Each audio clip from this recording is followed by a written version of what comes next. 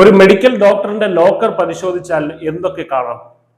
Stethoscope, B P apparatus, അല്ലെങ്കിൽ surgical ഉപകരണങ്ങൾ, അല്ലേ?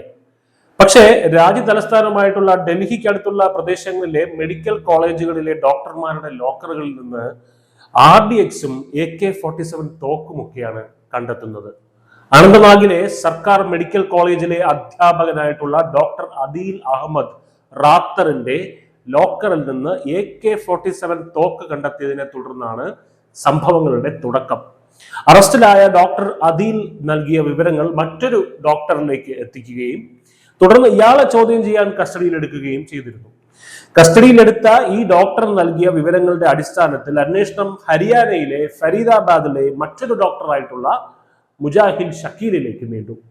ഇയാളുടെ ലോക്കർ പരിശോധിച്ചപ്പോഴാകട്ടെ 2 AK-47 തോക്കുകളും 350 കിലോഗ്രാം സ്ഫോടക വസ്തുവായ RDXുമാണ് ജമ്മു കാശ്മീർ പോലീസ് കണ്ടെടുത്തത്. ഇയാൾ ഇപ്പോൾ നിരീക്ഷണത്തിലാണെന്നാണ് അന്വേഷണ വൃത്തങ്ങൾ പറയുന്നത്. ഈ കണ്ടെത്തലുകൾ ഒരു വലിയ ഭീകരവാദ സ്ലീപ്പർ സെൽ ശൃംഖലയിലേക്കാണ് വിരൽ ചൂണ്ടുന്നത് എന്നാണ് വിദഗ്ധർ പറയുന്നത്. ജമ്മു കാശ്മീർ, ഹരിയാന പോലീസ് സംയുക്തമായി നടത്തിയ ഓപ്പറേഷനിലൂടെയാണ് ഈ ഡോക്ടർമാരെയെല്ലാം അല്ലെങ്കിൽ ഡോക്ടർ ടെററിസ്റ്റുമാരെയെല്ലാം പിടിയിലാകുന്നത്. ആയുധങ്ങളുടെയും സ്ഫോടക വസ്തുക്കളുടെയും യഥാർത്ഥ ഉറവിടവും ലക്ഷ്യവും എന്തായിരുന്നു എന്ന് കണ്ടെത്താനുള്ള ശ്രമത്തിലാണ് സുരക്ഷാ ഏജൻസികൾ. അതേസമയം വിഷരാസവസ്തുക്കൾ ഉപയോഗിച്ച് വലിയ തോതിലുള്ള ഭീകരാക്രമണത്തിന് പദ്ധതിയിട്ടതായി ആരോപിക്കപ്പെടുന്ന മറ്റൊരു ഡോക്ടർ മറ്റൊരു സ്ഥലത്ത് നിന്ന് പിടിയിലാവുകയാണ്. ഇത് ഇസ്ലാമിക് സ്റ്റേറ്റ് ആണത്. അവരെ ഗുജറാത്ത് ഭീകരവാദ സ്ക്വാഡ്, ATS ആന്റി ടെററിസ്റ്റ് സ്ക്വാഡാണ് അവരെ അവിടെ നിന്ന് അറസ്റ്റ് ചെയ്തത്. ഉയർന്ന വിഷാംശമുള്ള രാസവസ്തുവായിട്ടുള്ള റൈസിൻ കൈവശമുണ്ടായിരുന്ന ഈ ഡോക്ടറും സംഘവും 3 നഗരങ്ങളിലെ തിരക്കേറിയ ഭക്ഷ്യ വിപണികളിൽ ഒരു സർവേ നടത്തിയതായി അന്വേഷണ ഉദ്യോഗസ്ഥർ പറയുന്നുണ്ട്.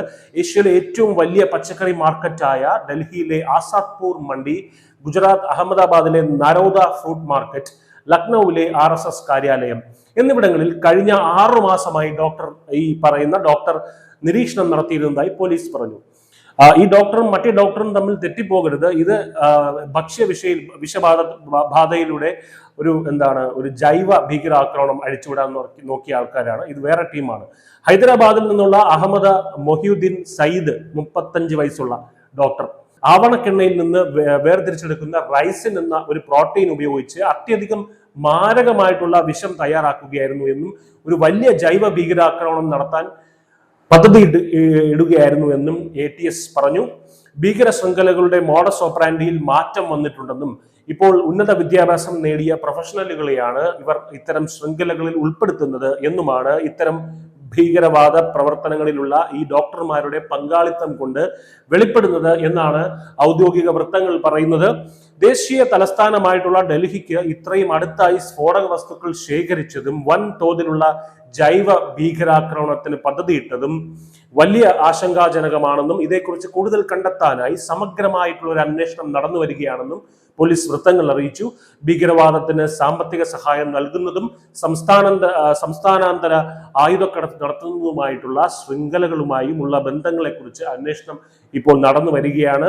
ഈ അന്വേഷണങ്ങൾ ഒരുപക്ഷെ അതിർത്തി കടന്ന് ഇന്ത്യയുടെ വടക്ക് പടിഞ്ഞാറുള്ള രാഷ്ട്രത്തിലേക്ക് പോയാലും നമ്മൾ അതിശയിക്കേണ്ടതില്ല. കാരണം സൈനികമായി ഇന്ത്യയെ മുട്ടുകുത്തിക്കാൻ കഴിഞ്ഞില്ലെങ്കിൽ പിന്നെ പ്രോക്സികളെ ഇറക്കി ഇത്തരത്തിൽ ആക്രമണം അഴിച്ചുവിടുന്ന അവരുടെ പദ്ധതി ദശാബ്ദങ്ങളായി നമ്മൾ കണ്ടുവരികയാണ്, അല്ലെങ്കിൽ നമുക്ക് കണ്ട് ശീലമുണ്ട്. എന്തായാലും കൂടുതൽ വിവരങ്ങളും